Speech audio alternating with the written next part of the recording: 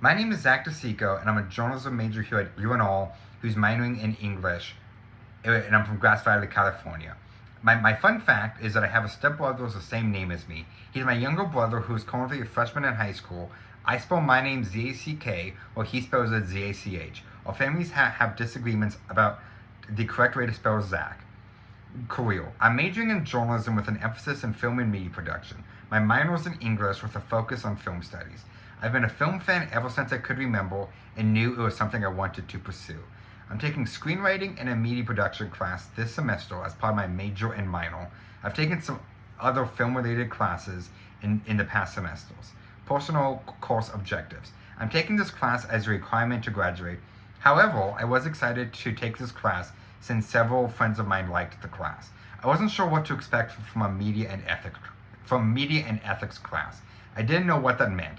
After learning the definition of ethics and how to apply it to media, I realized that you can easily apply that to movies and filmmaking. If I make a biopic or documentary, I can apply what I learned in this class to make those. It'll help me realize and figure out what's the best and most valuable information to include in the movie. Personal code of ethics. 1. Brainstorm ideas for the movie, whether as a writer, producer, or director. 2. Be honest to the source material / script. 3. Respect different opinions and minorities being represented in the material. 4. Keep strong physical and mental health during the long work days. 5. Sign NDAs and make sure scripts and footage don't get leaked to the public, ensuring privacy and originality to the films. 6. Make sure all projects aren't copying other people and avoid plagiarism. 7. Make sure all cast and crew are being treated fairly in terms of working conditions, pay, and more. 8. Make sure production goes smoothly and gets done on time. 9. Collaborate with other people in the field on projects and ideas for future projects. 10. Make sure the audiences are engaged in the movies. Personal feedback. The person I reached out to was Miles Smythe. We talked via email on February 1st and 2nd. He works for Sierra Studios Films. He's an award-winning cinematographer that works with Damian Gordon to get video/film projects made. I appreciate the feedback he gave me. He shared a lot of generous tips that I added to my code of ethics, as well as making note of it to use in my future endeavors. The main bulk of the feedback he gave me was points to either add to the assignment or to make note of. He discussed talking about pay for cast and crew and ensuring that's done promptly. He focused a lot on making sure that the cast and crew are being treated fairly and given the proper credit they deserve on the film.